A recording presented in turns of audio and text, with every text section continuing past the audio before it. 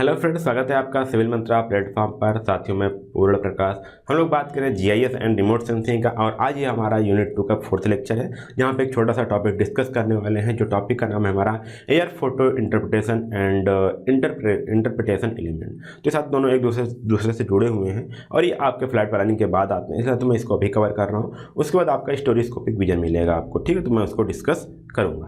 तो चलिए आज हम बात करते हैं air photo interpretation and elements. इसके बाद आपका सिर्फ एक टॉपिक छूटेगा जो आपका है स्टोरिस्कोपिक विजन और रिक्वायरमेंट ऑफ स्टोरियोस्कोपिक फोटोग्राफ्स। तो ये चीज़ हम देखने के बाद ये हमारा यूनिट 2 का सिलेबस है वो भी हमारा कवर हो जाएगा और सारे लेक्चर आप तक मिल जाएंगे, ठीक है। तो आप एक काम करिएगा, इसको जब पढ़ रहे हो आप तो ऐसे न बस पढ़िए कि बस सुनिए, छोड़ दीजिए। जो आपके कुछ डायग्राम्स हैं, कुछ आपके फिगर्स हैं या कुछ आपके जो टॉपिक्स हैं, जो हेडिंग्स आ रही हैं, उसको आप राइट डाउन करते चलिए ताकि वो सारी चीज़ आपको आसानी से मिलती चली जाए और आपका आसानी से रिवाइज हो पाए।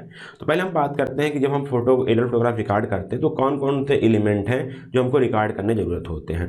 अब सोचिए साथियों, मैं एग्जाम्पल देता हूँ। मैं जब लेक्चर को स्टार्ट किया तब भी मैं एक चीज़ बोला था, आप जाइएगा, ठीक है, आपके पास मोबाइल कैमरा है, आप किसी के पास कहीं पे भी जाइएगा, एक छोटे से एरिया का फ़ोटो लीजिएगा, ठीक है। एक छोटे से एरिया मतलब जैसे मान लीजिए आपके पास रोड है या फिर आप रोड है, मान लीजिए रोड पे किसी फोटो, उसके बगल कोई एलिमेंट मत लीजिए, सिर्फ रोड ले लीजिएगा, ठीक है। आपके पास 3-4 ईंटें आ जाएंगी, 5 खड़ंजे हैं अगर, तो कुछ एरिया, छोटा सा एरिया आएगा, ठीक। अब उसके बाद क्या करिएगा, उसको जा करके घर वालों को दिखाइएगा, बताइएगा ये कहाँ की फ़ोटो है। तो सिर्फ ये बोलेंगे रोड की फ़ोटो है, बट ये नहीं बता पाएंगे कि रोड के किस पोर्शन की फ़ोटो है। तो बट आप जब एरियल फोटोग्राफी करते हो, आज आपको आप सर्वेइंग कर रहे हो, तो आपको यही नहीं कि आप बता पाएँ, अगर कोई उस दूसरा भी फ़ोटो उस फोटो को देखे तो वो भी बता पाए कि ये इस पर्टिकुलर लोकेशन की फ़ोटो है। अब देखो सेम चीज़, जैसे आपके यहाँ कहीं कोई नक्शा वक्शा होता है तो आपके यहाँ लेखपाल आते हैं, वो नक्शा निकालते हैं और बताते हैं कि आपकी ज़मीन यहाँ पे है। तो क्या वही लेखपाल बार बार आता है? हर साल चेंज होते रहते हैं लेखपाल, कोई दूसरा भी आता है, तभी वो एक्यूरेट वहीं पे जाकर लोकेशन निकाल पाते हैं ना।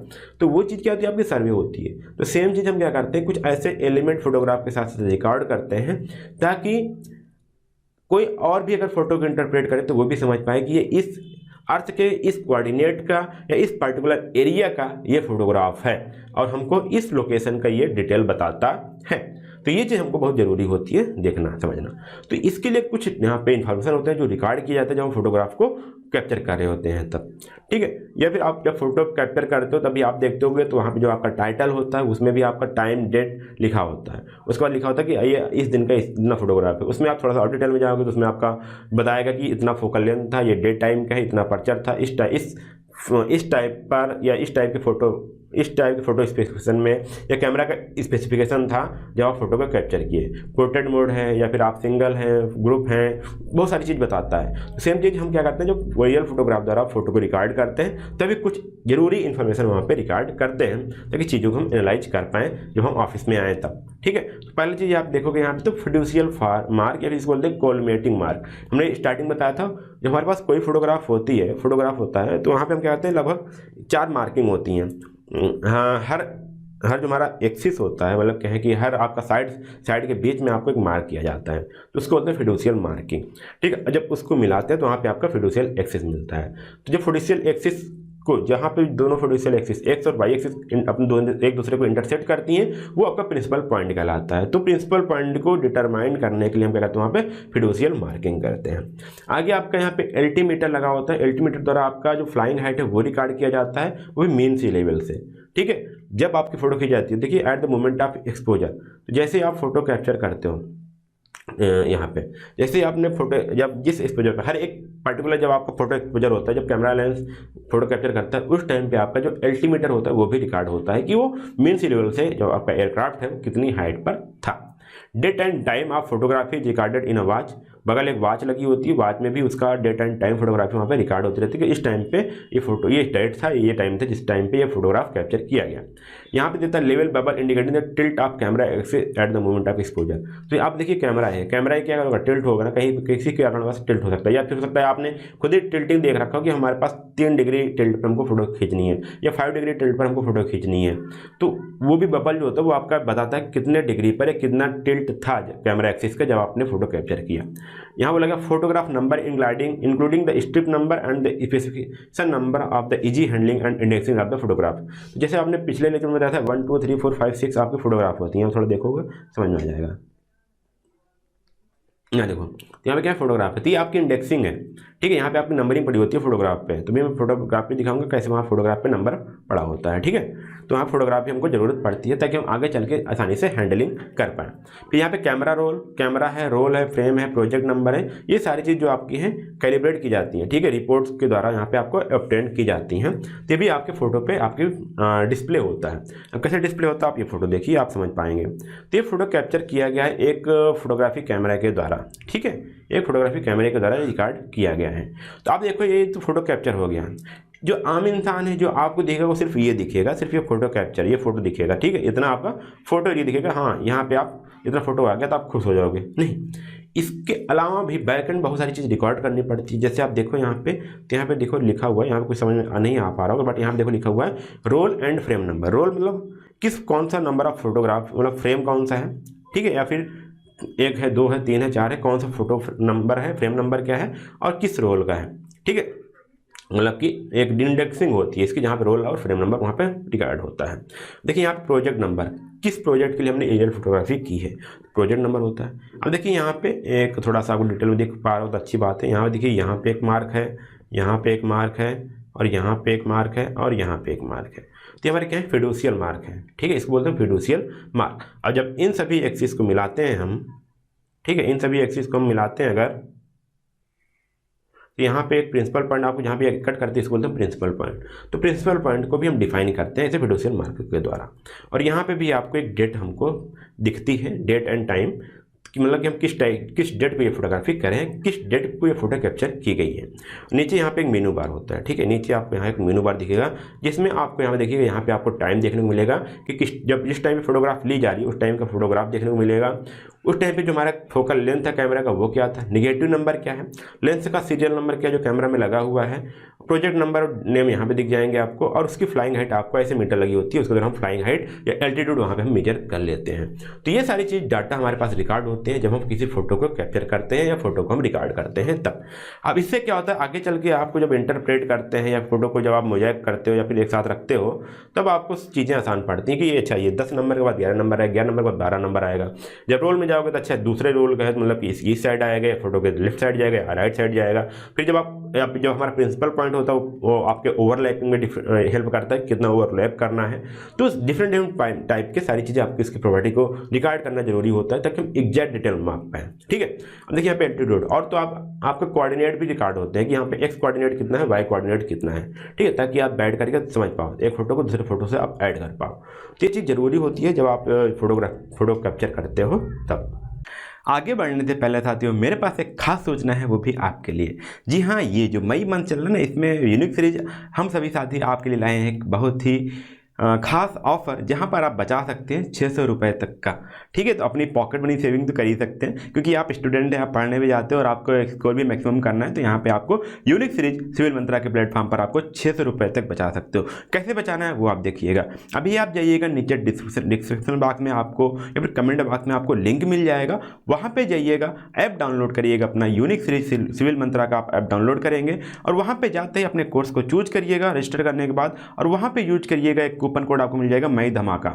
जी हाँ, मई धमाका जब कूपन कोड यूज करेंगे तो वहाँ पे आपको एक सब्जेक्ट पर आपको 150 रुपीज़ का डिस्काउंट मिल जाएगा। जो भी आपका सब्जेक्ट है आपका 499 का, 150 का डिस्काउंट करने के बाद आपको तुरंत हो जाएगा 349 का। साथियों इतना मिनिमम बजट आपको कोई नहीं दे पाएगा, चाहे पूरे यूट्यूब पे चाहे जहाँ भी देख लीजिए, वो भी इंजीनियरिंग के कोर्स, वो आप सिर्फ आपके यूनिक सीरीज पर ही अवेलेबल है। तो जाइएगा वहाँ पे 150 का जो आपका कूपन कोड अप्लाई करिएगा, और आप इसको 4 टाइम्स यूज कर सकते हो, मतलब कि आपको 4 टाइम्स, यदि आप 4 सब्जेक्ट लेते हो 4 बार, मतलब कि 150 के 4 बार छूट मिलेगी, आपको 600 रुपये तक का कोई डिस्काउंट मिल जाएगा। साथियों ये देरी मत करिएगा, आप तुरंत से लेकर के, आपके एग्जाम आने वाले हैं तो तुरंत जाइए, लीजिए, परचेज करिए सब्जेक्ट को। और पेड कोर्स में आएंगे तो आपको कई सारे बेनिफिट्स होंगे, जहाँ पे आपको वीडियो लेक्चर मिल जाएंगे, आपके पीआईक्यू क्वेश्चन मिल जाएंगे, जो आपके लेटेस्ट सिलेबस है उस पर आपको यहाँ पे आपका लेक्चर्स मिलेंगे, और साथ ही में जो आपके आने वाले टाइम में जो आपके इंपॉर्टेंट क्वेश्चन है वो भी आपको तो मिलते रहेंगे, ठीक है। और साथ में आप हमारे काम करिएगा, आप यहाँ पे नीचे जा करके आपको आपको लिंक में ही या डिस्क्रिप्शन बॉक्स में ही आपको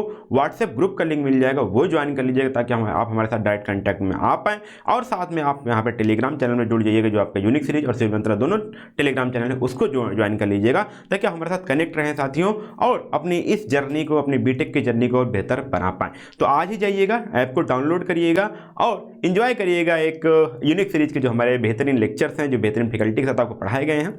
तो अब चलते हैं अपने नेक्स्ट टॉपिक की ओर, जो हम पढ़ रहे थे, बीच में आपको ब्रेक दिया, अब चलते हैं अपने टॉपिक को कंटिन्यू करते हैं। Thank you. चलिए अब एयर फोटो इंटरप्रिटेशन की बात करते हैं। हमने फोटो कैप्चर कर लिया, अब हमको उससे डिटेल निकालनी है।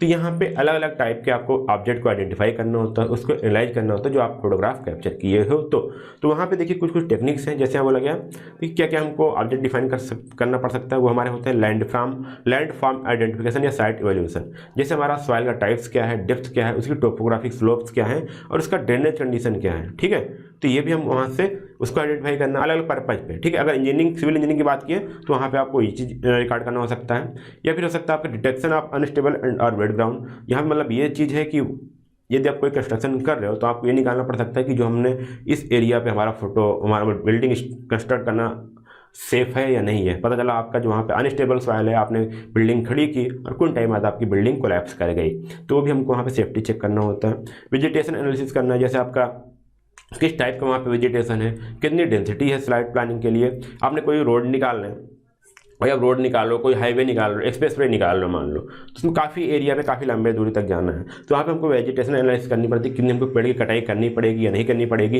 या कौन सा रूट चुने ताकि हमारा आगे वेजिटेशन ज़्यादा ना आए, हमको ज़्यादा से ज़्यादा पेड़ की कटाई ना करनी पड़े, ठीक है, सेफ हो पाए। तो वो चीज़ हमको यहाँ पर ध्यान देनी होती है, इसलिए हम वेजिटेशन एनालिसिस भी कर सकते हैं।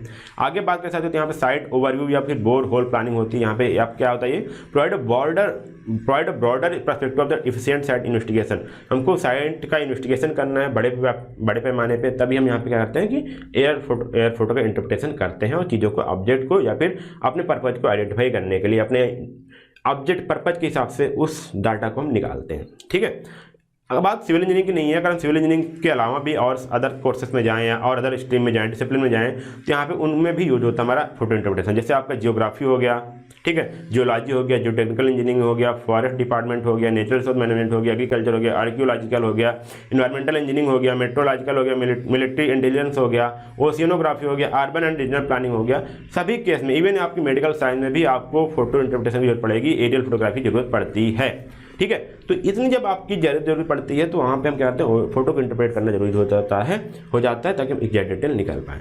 तो इसके लिए जब हम फोटो को इंटरप्रेट करते हैं तो वहाँ पे कुछ सारी चीज़ों को इसके लिए ज़रूरत पड़ती है, जो फोटो इंटरप्रेटर है उसके पास रहना चाहिए। ठीक है, जितना उसके पास स्किल रहेगा, जितना उसके पास नॉलेज होगा, उतना ही बेहतरीन वो फोटो को इंटरप्रेट कर पाएगा और उतना ही बेहतरीन रिजल्ट आपको दे पाएगा। उसके हिसाब से फिर उसके आपसे उस रिजल्ट के हिसाब से अपनी सर्वे, अपनी प्लानिंग कर पाओगे या उस पर डिसीजन ले पाओगे। तो मेन चीज़ ध्यान दीजिएगा, इतना वो आपको डिपेंड करता है। तो मेन चीज़ ये होता है कि जब कोई इंजीनियर है या फिर कोई एक्सपर्ट है तो वो कितना नॉलेज है, वो कितना लोकल नॉलेज रखता है और कितना ग्राउंड वेरिफिकेशन करता है। जैसे आपने सिर्फ फोटो के हिसाब से डिसीजन ले रहे हो तो हो सकता है कई बार गलत हो सकता है। तो डिफरेंट टाइप्स का, अब मान लीजिए कोई व्यक्ति ऐसा है जो सिर्फ जो आपका प्लेन एरिया है वहीं की फोटोग्राफी कर रहा था, आपने उसको हिली एरिया में बैठा दिया, तो वहाँ उसका जो टेक्सचर होगा, उसका जो पैटर्न होगा हिली एरियाज का, वो डिफरेंट होगा। तो वहाँ पे उसको इंटरप्रेट करने में थोड़ा सा मुश्किलें आएंगी और हो सकता है डिफरेंट आपका इंटरप्रिटेशन भी गलत हो पाए। ठीक है, ट्रेनिंग है एक्सपर्टीज, वो कितना ट्रेंड है, उसकी ऑब्जर्वेशन एबिलिटी कितनी है, वो कितना पेशेंस होता है, उसके पास पेशेंस है नहीं है, क्योंकि बहुत सारा पेशेंस की आवश्यकता पड़ती है। अब कई सारे स्टेप फॉलो करने पड़ते हैं, कई सारे एल्गोरिथम लगाने पड़ते हैं, तो उसके लिए आपको ट्रेनिंग, एक्सपीरियंस, पेशेंस और आपका ऑब्जर्वेशन बहुत ही मायने रखता है। फिर use of story scoping weaving, वो कितना डेप्थ परसेप्शन है उसका, जब हम किसी स्टोरी पेयर को एक साथ इम्प्रूव करते हैं, एक साथ ऐड करते हैं तब। ठीक है, जैसे एडिंग इन टैरिंग असेसमेंट, जब हम टैरिंग की बात करते हैं, हिली एरिया की बात करते हैं, तो वहाँ पे और ज़्यादा वहाँ पे हमको प्रिसाइज, हमको एक्यूरेसी हमको देखनी पड़ती है। अब देखिए थोड़ा सा यहाँ पे और चलते हैं, थोड़ा सा आपको देखेंगे तो कौन कौन से टास्क हैं वो हमको करने पड़ते हैं इंटरप्रिटेशन के दौरान। तो पहला हमारा होता है डिटेक्शन। ठीक है, हम फोटो इंटरप्रेट करते हैं तो हमको इस 6 टास्क से गुजरना पड़ता है। पहला हमारा होता है डिटेक्शन। डिटेक्शन में हम क्या करते हैं कि वहाँ पे ऑब्जेक्ट या पैटर्न को आइडेंटिफाई करते हैं, उसमें हम इमेज को शेप, साइज, टेक्सचर और टोन के हिसाब से उसको हम आइडेंटिफाई करते हैं। ठीक है, ऑब्जेक्ट या पैटर्न को हम उसके शेप, साइज और टेक्सचर या टोन के हिसाब से उसको हम क्या करते हैं, डिटेक्ट करते हैं। फिर उसको रिकॉग्निशन या आइडेंटिफिकेशन स्टेप में जाते हैं।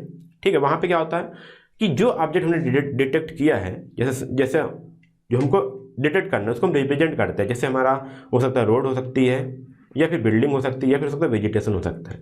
तो हम उसके साइज, शेप और टेक्सचर के साथ हम उसको ऑब्जेक्ट रिप्रेजेंट करते हैं कि वो हमारा रोड है, बिल्डिंग है, या फिर आपका वेजिटेशन है। फिर आपका एनालिसिस आता है। फिर उसी के हिसाब से जो हमने एट्रीब्यूट्स निकाले शेप, साइज, टेक्सचर के हिसाब से हम उसके और रिलेशनशिप निकालते हैं और विजुअली इसको इंस्पेक्ट करते हैं और उसकी चीज़ें देखते हैं और उसकी डीपर इनसाइट में मतलब कि और डिटेल में जाकर के और जानकारी उसकी निकालते हैं। फिर उसका हम आरेखण करते हैं या फिर क्लासिफाई करते हैं। डिलीनिएशन मतलब होता है डिलीनिएशन मतलब होता है उसका आरेखण करना। जैसे मान लीजिए आपने शेप निकाला, ठीक है, एक सेम इतना निकला, एक पैटर्न लगभग इतने एरिया निकला, दूसरा आपको ऐसे पैटर्न मिल रहा है, तो आप समझ पाओगे ये पैटर्न हमारा रेक्टेंगुलर तो हो सकता है आपका ऊपर से हम बिल्डिंग देख रहे होंगे, कुछ ऐसा इरेगुलर शेप का मिला तो सकता है आपका तालाब हो। तो उनकी तरह से उसको हम क्या करेंगे, आरेख करेंगे, उसकी ड्राइंग ड्रा करेंगे और उसकी क्लासिफिकेशन करेंगे ये क्या हो सकता है। एग्रीकल्चर है, फॉरेस्ट एरियाज है, सी एरियाज है, अर्बन प्लानिंग है, तो उसके हम अलग अलग फीचर्स को हम क्या करेंगे, कैटेगराइज करते हैं। फिर आगे चले साथियों, तो बात होती है यहाँ पे आइडियलाइजेशन का। इसमें करते हैं जो हमारी कम्प्लेक्स डिटेल्स हैं, ठीक, उनको सिंप्लीफाई करते हैं, लेकिन ध्यान देते हैं कि जो हमारी इसेंशियल फीचर्स हैं वो बनी रहें, वो गायब ना हो, ताकि हम एक आम आदमी जाए तभी फोटो को समझ के देख पाए कि अच्छा यहाँ पे पानी है, यहाँ पे लैंड है, यहाँ पे घर बना हुआ है, यहाँ पे कोई फैक्ट्री है, यहाँ पे रोड है, यहाँ पे आपका रेलवे लाइन है। तो सारी चीज़ वो एक आम आदमी को भी समझ में आ जाए, इस बार उसको हम सिंप्लीफाई करते हैं। फिर उसके बाद आपका हम एक्यूरेसी चेक करते हैं, मतलब कि जो हमने फोटो पे निकाला, फोटो पे लिया है, फोटो में जो चीज़ आ रही है एक्चुअल में भी ग्राउंड में भी वही है कि नहीं है, वो हमारा आता है लास्ट में एक्यूरेसी डिटर्मिनेशन। अब पता चला मैप, यहाँ पे एक बिल्डिंग है, यहाँ पे एक घर है, बिल्डिंग नहीं, ये आपकी रेलवे लाइन है, ठीक है, ये आपकी रेलवे लाइन है, ये घर से है, इसकी दूरी आपकी यहाँ पे है 10 मीटर, ठीक है, ये आपकी फोटो पे निकाला। जब आप एक्चुअल पे ग्राउंड पे गए तो यहाँ पे आपको रेलवे लाइन दिखी, ठीक है, यहाँ पे आपको रेलवे लाइन दिखी और जिसका घर दिखा वो निकला 20 मीटर पे, ठीक है, कितना निकला 20 मीटर पे। तो ये आपका यहाँ पे एक्यूरेसी डिटर्मिनेशन बहुत गलत है। तो हमको क्या होता है कि उसको चेक किया जाता है कि ग्राउंड पे इसकी ऑब्जेक्ट की डिस्टेंस कितनी है और ये आपका फोटो पे कितनी दिखा रही है, क्या सेम रेशियो है कि नहीं है। आप सोचोगे सर फोटो, ये तो हमने फोटो कैप्चर नहीं किए, ये सारी चीज़ पॉसिबिलिटी है। आप सोचोगे सर हम एक एक बिल्डिंग को जाएंगे, दोनों बिल्डिंग की दूरी देखेंगे, दोनों फैक्ट्री की दूरी देखेंगे, रोड से घर कितनी दूर पर है, रोड से नल कितनी दूर पर है, हैंडपंप कितनी दूर पर लगा, ऐसा नहीं होता। वहाँ पे सारी टेक्निक्स होती हैं, बस कुछ पॉइंट को हम देखते हैं, उससे रिलेटिव जा करके और सारी चीज़ों को हम कोऑर्डिनेट को निकाल करके उसकी डिस्टेंस हम क्लेरिफाई कर लेते हैं। तो आपने देखा कि यहाँ पे कौन कौन से स्टेप्स हैं या फिर कौन कौन से प्रोसेस हैं जो हमको लेने पड़ते हैं, जो कौन कौन से टास्क हैं जो हमको फोटो इंटरप्रिटेशन के दौरान हमको फॉलो करने पड़ते हैं। चलिए अब थोड़ा सा देखते हैं कौन कौन से एलिमेंट हैं या कैरेक्टरिस्टिक्स हैं जिनको एक फोटो में हमको स्टडी करनी पड़ती है। तो यहाँ पे मैंने थोड़ा सा पहले बताया था आपको, उसका shape, size, texture, pattern, tone, shadow, सारी चीज़ हमको वहाँ पर देखनी पड़ती है। अच्छा, अब हम देखते हैं कि एक डिफरेंट टाइप्स के कैरेक्टरिस्टिक्स या फिर एलिमेंट्स हमको क्या समझने को मिलता है। जैसे यदि हम बात करें शेप के बारे में, तो शेप हमको बताता है, जनरल फॉर्म हमको ये बताता है कि उसका किसी प्रोजेक्ट का, किसी ऑब्जेक्ट का उसका आउटलाइन दिखाता है। जैसे यहाँ पे मोस्ट इंपॉर्टेंट फैक्टर आपको बताता है कि कोई हो सकता है यहाँ पे रेलवे हो सकता है। देखिए यहाँ बोला गया recognize the object from their photographic images. For example a railway is usually readily distinguished from the highway because the shape consist long straight tangent and gentle curves at against the curve shaped for a highway. अब देखो यहाँ पे अगर हम मान लीजिए जो shape है, ठीक है, वो भी एक पर्टिकुलर ऑब्जेक्ट को दिखाता है। मान लीजिए जैसे एग्जांपल लिया गया यहाँ पे रेलवे और हाईवे का। हाईवे में क्या होता है, आपको ज़्यादा जल्दी कर्व देखने को मिल जाएगा, ज़्यादा टाइजेंट आपको देखने को मिल जाएगा, ठीक है, वही कर्व आपको ज़्यादा साफ देखने को मिल जाएगा। बट रेलवे में आपको जेंटल कर्व देखने को मिलते हैं। तो सेम चीज़ आप यहाँ पे देख पाओगे, ये एग्जाम्पल है आपका है, यहाँ पे देखो, ठीक है, यहाँ पे देखो ये कर्व, ये साइज की बात कर रहा हूँ यहाँ पे फिलहाल।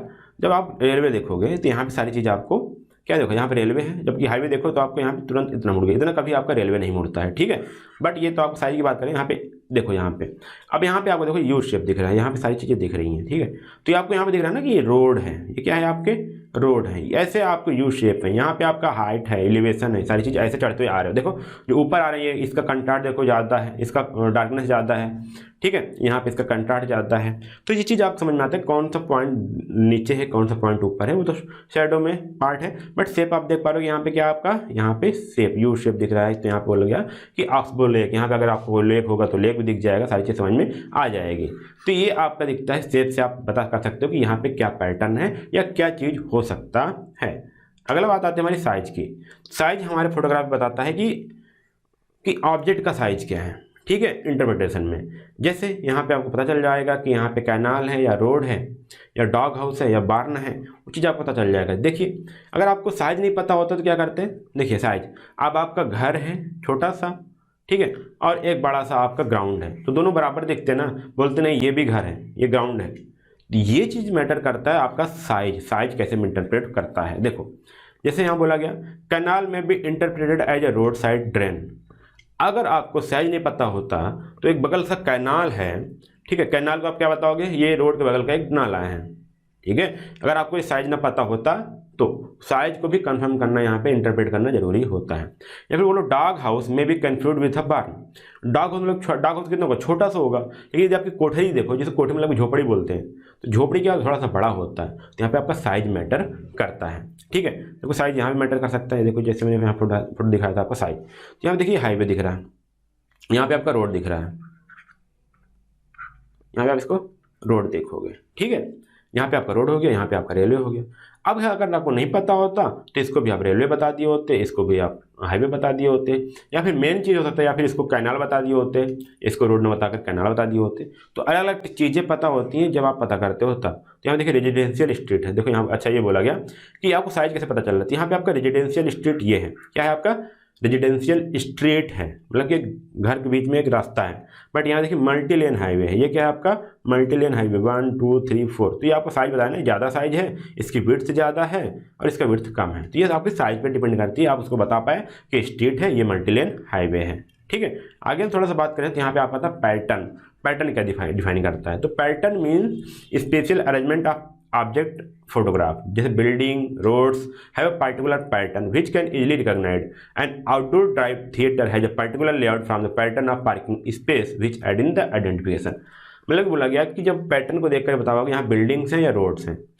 जैसे एक ने एग्जाम्पल लिया, जैसे आपका यदि बोलेंगे एक थिएटर है, ठीक है, आउटडोर थिएटर मतलब बाहर एक थिएटर है और बाहर एक पार्किंग स्पेस है, दोनों को डिफरेंट दिखेगा। आउटडोर थिएटर में सकते हो आप शाम को जाते हो, बड़ा पर्दा लगाया जाता है, बाहर से आप थिएटर देखते हो, बट वो डिफरेंट होता है पार्किंग स्पेस से। पार्किंग स्पेस डिफरेंट है और आपका आउटडोर थिएटर अलग होता है, तो यहाँ पे आपका पैटर्न उसका अलग होता है। तो यहाँ पे सेम चीज़ देखो, यहाँ पे आपको देखो, यहाँ पे इसका पैटर्न देखो, ये पैटर्न ये आपको दिखा रहा है प्लांटेशन फॉरेस्ट। यहाँ पे आपका ये फॉरेस्ट है या जिसका प्लांटेशन या क्रॉप दिखाई दे रहा है, ठीक है, या फिर छोटे छोटे पौधे हैं जो प्लांटेड किए गए हैं। बट यहाँ पे देखो, यहाँ बोला गया नेचुरल फॉरेस्ट, ठीक है, मतलब ये बड़े बड़े पौधे हैं। देखिए यहाँ पे इसका पैटर्न डिफरेंट है। और यहाँ बोला गया ये आपका क्या है, ओपन फील्ड, यहाँ पे आपको कुछ नहीं दिख रहा, यहाँ पे कोई है ही नहीं, कोई ऑब्जेक्ट वहाँ पे है नहीं, इसलिए वो ओपन फील्ड दिखा रहा है। तो देखिए इसका पैटर्न अलग है, इसका पैटर्न अलग है, इसका पैटर्न अलग है, और ये ओपन फील्ड का पैटर्न है वो सभी अलग अलग हैं। तो इसलिए वहाँ पे पैटर्न ये बताता है कि आपका कौन सा ऑब्जेक्ट है, वहाँ पे क्या चीज़ें हैं, वहाँ पे वो डिफाइन कर देता है, ठीक है। अब बात करते हैं शैडो की। शैडो क्या करता है, देखिए यहाँ पे outline shadow gives the profile of an object which aids in interpretation. अब देखो यहाँ पे मैंने आपको शैडो का एग्जांपल देता हूँ, एक मिनट यहाँ पे। अब देखो यहाँ पे क्या हो रहा है कि यहाँ पे आप देखोगे बिल्डिंग, तो ये आपका क्या है, हाई राइज बिल्डिंग है, क्योंकि इसकी शैडो कितनी दूर गई, काफ़ी दूर तक गई है, तो आप इसको बोल सकते हो कि हाई राइज बिल्डिंग है। वहीं पे अगर आप छोटी बिल्डिंग हुई जिसकी शैडो कम होगी तो हम बता सकोगे ना कि यहाँ पे लो हाइट बिल्डिंग है जिसकी यहाँ पे एलिवेशन ज़्यादा है नहीं है। तो आप शैडो से भी ये बता सकते हो कि दो ऑब्जेक्ट के बीच में हम आप कंपेयर कर पाओगे कि ये लो है या हाई है। तो शैडो आपका यहाँ पे ये डिफाइन करता है। आगे बढ़ने से पहले साथियों मेरे पास एक खास सूचना है, वो भी आपके लिए। जी हाँ, ये जो मई मंथ चल रहा है ना, इसमें यूनिक सीरीज हम सभी साथी आपके लिए लाए हैं एक बहुत ही खास ऑफर जहां पर आप बचा सकते हैं 600 रुपये तक का। ठीक है, तो अपनी पॉकेट मनी सेविंग तो कर ही सकते हैं, क्योंकि आप स्टूडेंट हैं, आप पढ़ने भी जाते हो और आपको स्कोर भी मैक्सिमम करना है। तो यहाँ पे आपको यूनिक सीरीज सिविल मंत्रा के प्लेटफॉर्म पर आपको 600 रुपये तक बचा सकते हो। कैसे बचाना है वो आप देखिएगा। अभी आप जाइएगा नीचे डिस्क्रिप्शन बॉक्स में आपको या फिर कमेंट बॉक्स में आपको लिंक मिल जाएगा, वहाँ पर जाइएगा, ऐप डाउनलोड करिएगा, अपना यूनिक सीरीज सिविल मंत्रा का आप ऐप डाउनलोड करेंगे और वहाँ पर जाते ही अपने कोर्स को चूज करिएगा रजिस्टर करने के बाद, और वहाँ पर यूज करिएगा एक कूपन कोड आपको मिल जाएगा मई धमाका। जी हाँ, मई धमाका जब कूपन कोड यूज करेंगे तो वहाँ पे आपको एक सब्जेक्ट पर आपको 150 रुपीज़ का डिस्काउंट मिल जाएगा। जो भी आपका सब्जेक्ट है आपका 499 का, 150 का डिस्काउंट करने के बाद आपको तुरंत हो जाएगा 349 का। साथियों, इतना मिनिमम बजट आपको कोई नहीं दे पाएगा, चाहे आप यूट्यूब पर चाहे जहाँ भी देख लीजिए, वो भी इंजीनियरिंग के कोर्स, वो आप सिर्फ आपकी यूनिक सीरीज पर ही अवेलेबल है। तो जाइएगा वहाँ पे 150 का जो आपका कूपन कोड अप्लाई करिएगा और आप इसको 4 टाइम्स यूज कर सकते हो। मतलब कि आपको 4 टाइम्स, यदि आप 4 सब्जेक्ट लेते हो 4 बार, मतलब कि 1,500 के 4 बार छूट मिलेगी, आपको 600 रुपये तक का कोई डिस्काउंट मिल जाएगा। साथियों, ये देरी मत करिएगा, आप तुरंत से लेकर के, आपके एग्जाम आने वाले हैं तो तुरंत जाइए, लीजिए, परचेज करिए सब्जेक्ट को। और पेड कोर्स में आएंगे तो आपको कई सारे बेनिफिट्स होंगे, जहाँ पे आपको वीडियो लेक्चर मिल जाएंगे, आपके पीआईक्यू क्वेश्चन मिल जाएंगे, जो आपके लेटेस्ट सिलेबस है उस पर आपको यहाँ पे आपका लेक्चर्स मिलेंगे, और साथ ही में जो आपके आने वाले टाइम में जो आपके इंपॉर्टेंट क्वेश्चन है वो भी आपको तो मिलते रहेंगे। ठीक है, और साथ में आप हमारे काम करिएगा, आप यहाँ पे नीचे जा करके आपको लिंक में ही या डिस्क्रिप्शन बॉक्स में ही आपको व्हाट्सएप ग्रुप का लिंक मिल जाएगा, वो ज्वाइन कर लीजिएगा ताकि आप हमारे साथ डायरेक्ट कॉन्टैक्ट में आ पाएँ। और साथ में आप यहाँ पे टेलीग्राम चैनल में जुड़ जाइएगा, जो आपका यूनिक सीरीज और सिविल मंत्रा दोनों टेलीग्राम चैनल है उसको ज्वाइन कर लीजिएगा, ताकि आप हमारे साथ कनेक्ट रहें साथियों, और अपनी इस जर्नी को, अपनी बीटेक की जर्नी को और बेहतर बना पाएँ। तो आज ही जाइएगा, ऐप को डाउनलोड करिएगा और इन्जॉय करिएगा एक यूनिक सीरीज के जो हमारे बेहतरीन लेक्चर्स हैं, जो बेहतरीन फैकल्टी के साथ आपको पढ़ाए गए हैं। तो अब चलते हैं अपने नेक्स्ट टॉपिक की ओर, जो हम पढ़ रहे थे, बीच में आपको ब्रेक दिया, अब चलते हैं अपने टॉपिक को कंटिन्यू करते हैं। Thank you. थोड़ा सा और आगे चलते हैं, बात करते हैं टेक्सचर की। ठीक है, पैटर्न टेक्सचर लगभग एक प्रकार का सेम होता है, बट थोड़ा सा आपको डिफरेंस देखने को मिलेगा। तो टेक्सचर से हमको पता चलता है कि ये चीज़ हमारी स्मूथ है या रफ है। मेन चीज़ क्या पता चलता है, स्मूथनेस और रफनेस। यहाँ देखिए, object which has less variation appears smooth, जो इसमें वेरिएशन नहीं है ज़्यादा वहाँ पे स्मूथ दिखने पड़ेगा, जो ज़्यादा वेरिएशन होंगे वो आपको रफ दिखेगा। तो इससे सेम चीज़ यहाँ पे देखिए थोड़ा सा और बात होती है, जो स्मूथ सरफेस होते हैं वो आपको लाइट दिखते हैं, और जो आपका टेक्सचर या रफ सरफेस होते हैं वो आपको डार्क दिखते हैं। तो रफ टेक्सचर जैसे आपको बात करें यहाँ पे, जैसे ग्रासेस हो गए, श्रब्स हो गए, जो झाड़ियाँ होंगी वो आपको डार्क टोन में दिखेंगी। जैसे एग्जांपल फीचर लाइक जैस ग्रास हो गया, सीमेंटेड फीचर्स हो गया, वाटर स्पीयर, वाटर क्या होते हैं हमारे, जैसे सीमेंटेड फीचर्स हो गए या फिर आपके वाटर हो गए, ये आपके स्मूथ दिखेंगे, मतलब ये आपको लाइट में दिखेंगे। ठीक है, तो इस प्रकार से आप समझ पाओगे, यदि स्मूथ दिख रहा है, स्मूथ ऑब्जेक्ट होगा तो आपको लाइट दिखेगा, यदि वो आपका रफ चीज़ होगा तो आपको डार्क दिखेगा। तो इसके हिसाब से आप दिखा पाओगे चीज़ें क्या हैं। जैसे आप यहाँ पे देख पाओ, जैसे आपका यहाँ पे वाटर है, तो देखो यहाँ पे ये आपका जो टेक्सचर देखिए कितना स्मूथ है, वहीं पर यदि आपका जो फॉरेस्ट है कितना, ये आपका टेक्सचर कितना रफ है, तो इससे पता चल पाते हैं उसका टेक्सचर से आप समझ पाओगे कि ये ऑब्जेक्ट स्मूथ में है या रफनेस में है, या क्या चीज़ यहाँ पे हो सकता है। यहीं पे अगर हम टोन की बात करें, तो टोन की बात करें तो यहाँ पे वाइटनेस और डार्कनेस को इंटरप्रेट किया जाता है। ठीक है, तो जब हम डार्क की बात करते हैं, यहाँ पे ब्लैक एंड व्हाइट, देखिए यहाँ पे ब्लैक एंड व्हाइट फोटोग्राफी की बात कर रहे हैं, तो tone is use as a fundamental tool for the photo interpretation. अगर हमारे पास ब्लैक एंड व्हाइट फोटोग्राफ है तो हम टोन से ही पता कर पाते हैं कि वहाँ पे फोटोग्राफ का ऑब्जेक्ट क्या हो सकता है। जैसे यहाँ पे अलग अलग ये कई सारे ऑब्जेक्ट पे भी फैक्टर भी डिपेंड करते हैं, जैसे which influence the tone of the photographic images. These factors are angle of sun का एंगल क्या था, नंबर ऑफ वेव कितना रिफ्लेक्ट हुई है ऑब्जेक्ट से। ठीक, ये चीज़ भी आपको हमें देखना पड़ता है। जो हमारी स्मूथ सरफेस है वो फिर मैं कहूँगा टोन क्या होगा, उसका लाइट होगा, और जो रफ सरफेस होगा वो आपका डार्क होगा। ठीक है, तो for instance black asphalt road appear, जो हमारे एस्फाल्ट रोड है तो आपको ब्लैक दिखेगी। तो ये अलग अलग चीज़ें होती है। देखो यहाँ पे, देखो यहाँ पे देखिए वाटर आपको डार्क दिखा, यहाँ पे जो सैंड था वो आपको क्या दिखा, लाइट दिखा।